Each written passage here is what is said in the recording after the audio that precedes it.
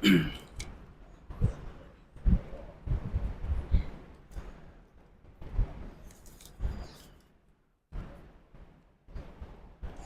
لله وكفى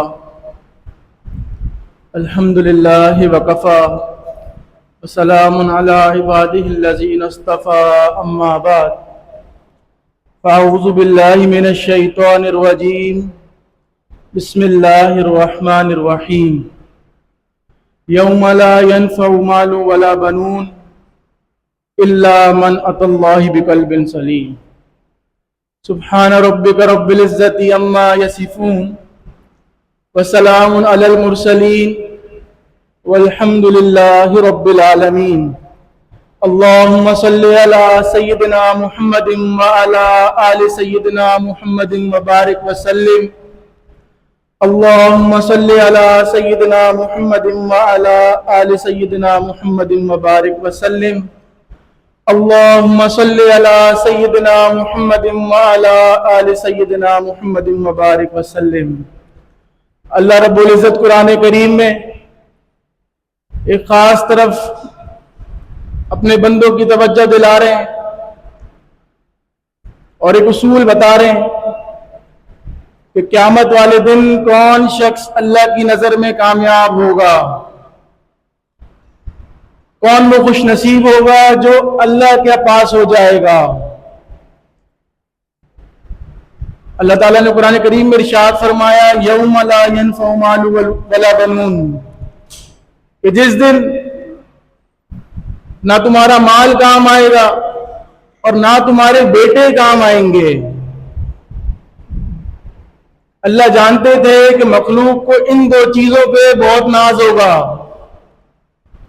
کہ اگر میرے بہت بیٹے ہوں گے تو میں بڑا طاقتور سمجھا جاؤں گا اور معاشرے میں میرا بڑا اسٹیٹس ہوگا کہ لوگ کہیں گے کہ اس شخص کے بہت بیٹے ہیں۔ اللہ فرما رہے ہیں قیامت والے دن کہ بیٹے تمہارے کام نہیں آئیں گے۔ اسی طرح انسان سمجھتا ہے کہ بہت میرے پاس مال ہوگا تو میرا روب دبدبا ہوگا، میرے ہاتھ میں پاور ہوگی، جس کو دل چاہے جہاں چاہے دبا دوں گا اور لوگ میری عزت کریں گے۔ تو اللہ نے اس کو بھی ریفرنس بنا کے سمجھا دیا کہ قیامت والے دن تمہاری یہ طاقت بھی تمہارے کام نہیں آئے گی، جو چیز کام آئے گی وہ آگے ارشاد فرما دی الا من اتى الله بقلب سلیم، جو اپنے اس دل کو صاف کر کے ہماری بارگاہ میں حاضر ہوگا وہ شخص کامیاب ہو جائے گا۔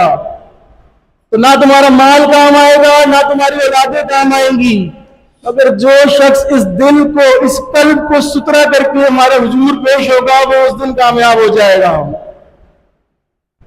تو بس اللہ والا بننے کے لیے ایک ہی کام کرنا ہے،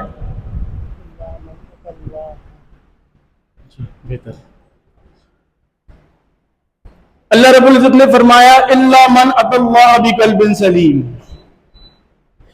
کہ اس دن تمہارا صاف کیا ہوا دل جو ہے وہ کام آئے گا۔ تو بس اللہ والا بننے کے لیے ایک کام کرنا ضروری ہے، اپنے اس دل کو صاف کر لینے کی ضرورت ہے۔ ساری چیزوں کا خلاصہ، ساری چیزوں کی محنت یہی ہے کہ یہ دل جو ہے گناہوں سے پاک ہو جائے۔ اور جب انسان نیک جگہوں پہ جاتا ہے، نیک مجالس میں جاتا ہے تو انسان اللہ رب العزت اس کو ظاہری گناہوں سے بچا لیتے ہیں۔ اتنے وقت کے لیے انسان بدنگاہی سے بھی بچ جاتا ہے، مسجد کے ماحول میں آ گیا، رمضان المبارک کے مہینے میں داخل ہو گیا تو اللہ اس کو بہت سی بیماریوں سے بچا لیتے ہیں، بہت سی ظاہری گناہوں سے انسان بچ جاتا ہے۔ مگر کچھ گناہ ایسے ہوتے ہیں کہ وہ دل کے اندر کے گناہ ہوتے ہیں، وہ انسان کو اس کی آنکھ سے نہیں دکھتے۔ جھوٹ بولے گا تو اس کو پتا ہوگا میں جھوٹ بول رہا ہوں، زبان سے بول رہا ہے۔ بد نظری کر رہا ہوگا، آنکھوں سے زنا کر رہا ہوگا تو جانتا ہوگا کہ میں اس مرض کے اندر مبتلا ہوں کہ میں بد نظری کر رہا ہوں۔ چوری کر رہا ہوگا تو پتہ ہے کہ میرے ہاتھ چوری کر رہے ہیں۔ مگر کچھ چیزیں، کچھ گناہ ایسے ہوتے ہیں جو چھپے ہوئے ہوتے ہیں، وہ انسان کی نظر میں نہیں ہوتے، اور ان میں سب سے بڑا گناہ وہ یہ حب جا کا گناہ ہے کہ کہ انسان کے دل میں یہ خواہش ہو کہ لوگ مجھے بڑا سمجھیں.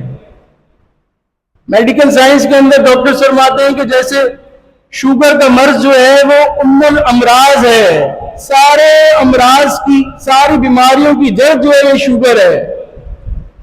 اسی طرح جو روحانی ایکسپرٹس ہیں، جو ہمارے مشائخ ہیں، انہوں نے فرمایا کہ یہ جو انسان کے دل کی خواہش ہے کہ لوگ مجھے بڑا سمجھیں، یہ روحانیت کے اندر جو ہے سب سے بڑا مرض ہے، ام الامراض ہے. یہ انسان اگر چاہ رہا ہے کہ لوگ میری تعریفیں کریں، تعریفوں کا بھوکا ہوا ہے.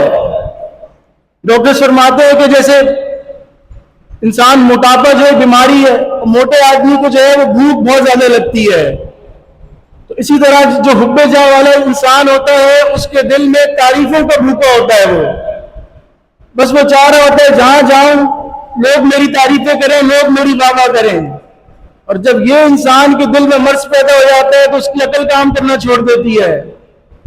اب چاہے وہ مرض اس کی تعلیم کی وجہ سے ہو کہ بہت زیادہ اعلیٰ تعلیم حاصل کر لی، تو اس کے دل میں آئے کہ بھائی میں تو ڈاکٹر ہوں، میں تو پی ایچ ڈی ہوں، اور یہ تو ایک گاؤں کا دیہاتی ہے، یہ میرے آگے سٹینڈ ہی نہیں کرتا ہے، اس کی کوئی ورت ہی نہیں ہے. یا انسان کی طاقت ہو، یا اس کا مال پیسہ ہو، یا اس کا عہدہ ہو، یا اس کا حسن جمال ہو، کہ وہ اپنے حسن کی وجہ سے ناز کرتا ہو، حتیٰ کہ اس کا علم ہو کہ وہ چاہے کہ لوگ میری عزت کریں کہ میں نے علم حاصل کیا ہے. تو یہ ساری وہ چیزیں ہیں جو انسان کو اللہ کی نظر میں فیل کر دیں گی قیامت والے دن. اور یہ وہ گناہ جو انسان کی آنکھوں کے سامنے نہیں ہے.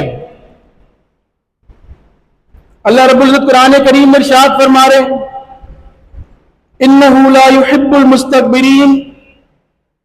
اللہ رب العزت تکبر کرنے والوں کو پسند نہیں فرماتے.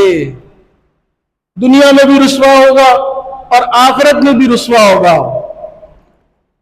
آپ علیہ السلام نے ارشاد فرمایا، سنن نبی ماجہ کی روایت ہے، آپ علیہ السلام نے ارشاد فرمایا جس نے دنیا میں شہرت کا لباس پہنا، اللہ رب العزت قیامت والے دن اس کو آگ کا لباس پہنائیں گے. تو یہ جو ساری وعیدیں ہیں یہ اس شخص کے لیے ہیں جو دنیا میں سمجھ رہا ہوگا کہ میرا کوئی بڑا منصب ہے اور میں کوئی بہت جو ہے وہ اس کے دل میں شوق ہوگا کہ لوگ میری تعریفیں کریں، مگر قیامت والے دن وہ فیل ہو جائے گا. اللہ اس کو دنیا میں بھی رسوا فرمائیں گے اور آخرت میں بھی اس کو رسوا فرما دیں گے. اور اس بیماری کا سب سے بڑا علاج جو ہے وہ اللہ والوں کی صحبت ہے. ہمارے مشائخ نے خوب اللہ والوں کی صحبت اختیار کری، علم کی چوٹیوں پر موجود تھے، مگر اپنے آپ کو اللہ والوں کی جوتیاں سیدھی کے فرمایا کرتے تھے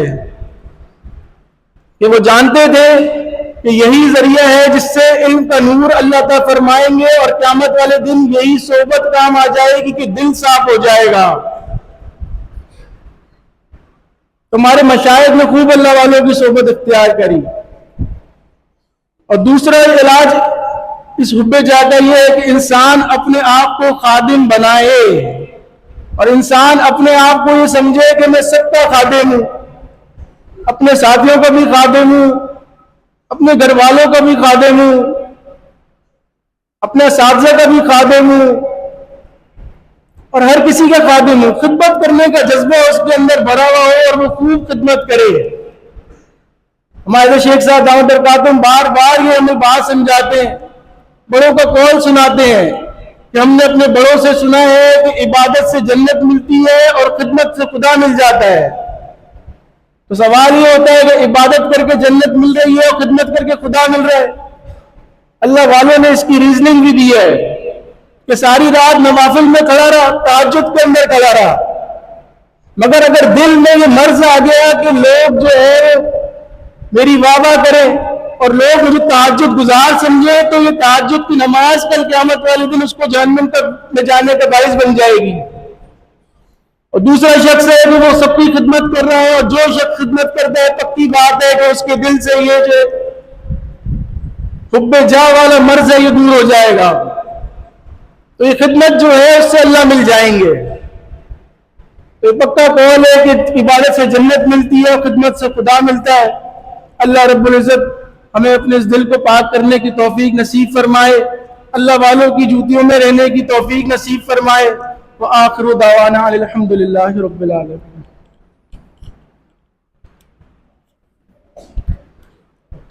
ماشاءاللہ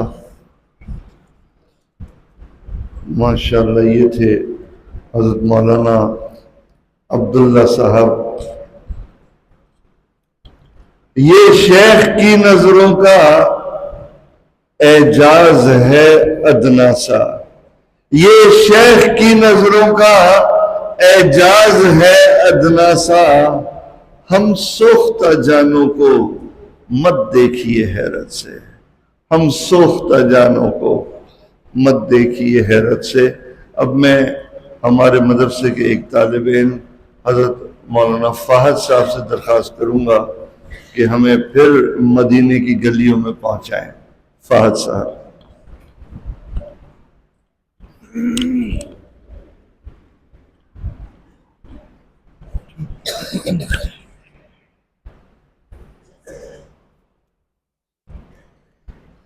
درود شریف پڑھ۔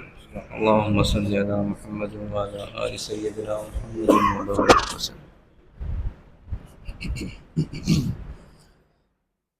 محمد کا روضہ قریب آ رہا ہے، محمد کا روضہ قریب آ رہا ہے، بلندی پہ اپنا نصیب آ رہا ہے، فرشتوں یہ دے دو پیغام ان کو، خبر جا کے دے دو ان کو، فرشتوں کے خادم تمہارا سعید آ رہا ہے، کہ خادم تمہارا سعید آ رہا ہے، مدینہ مدینہ مدینہ مدینہ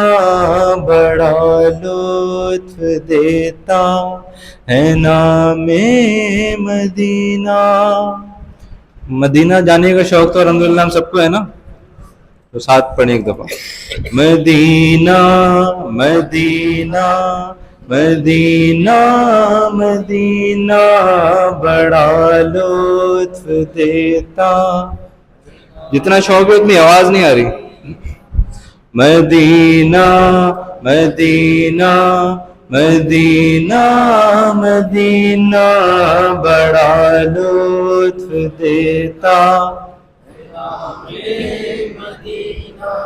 وفا تم نہ دیکھو گے ہرگز کسی میں، زمانہ وہ ایسا قریب آ رہا ہے، حفاظت کرو اپنے ایمان دی کی، زمانہ وہ ایسا عجیب آ رہا ہے، چلو جا کے رہنا مدینے میں، اب تو قیامت کا منظر قریب آ رہا ہے، فرشتوں یہ دے دو پیغام ان کو، خبر جا کے دے دو ان کو، فرشتوں کے خادم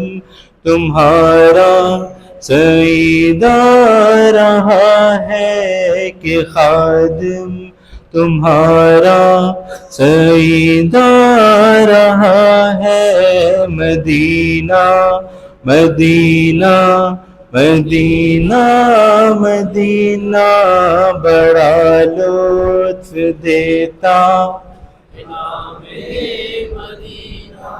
تمہیں کچھ خبر ہے کہاں جا رہا ہوں، رسول خدا ہے وہاں جا رہا ہوں، تمہیں کچھ خبر ہے میں کیا پا رہا ہوں، محبت کا ان کی مزہ پا رہا ہوں، چلو جا کے رہنا مدینے میں، اب تو قیامت کا منظر قریب آ رہا ہے، فرشتوں یہ دے دو پیغام ان کو، خبر جا کے دے دو ان کو، فرشتوں کے خادم تمہارا سعید آ رہا ہے، کہ خادم تمہارا سعید آ رہا ہے، مدینہ مدینہ مدینہ مدینہ بڑا لطف دیتا ہے نام مدینہ۔ جزاکم اللہ۔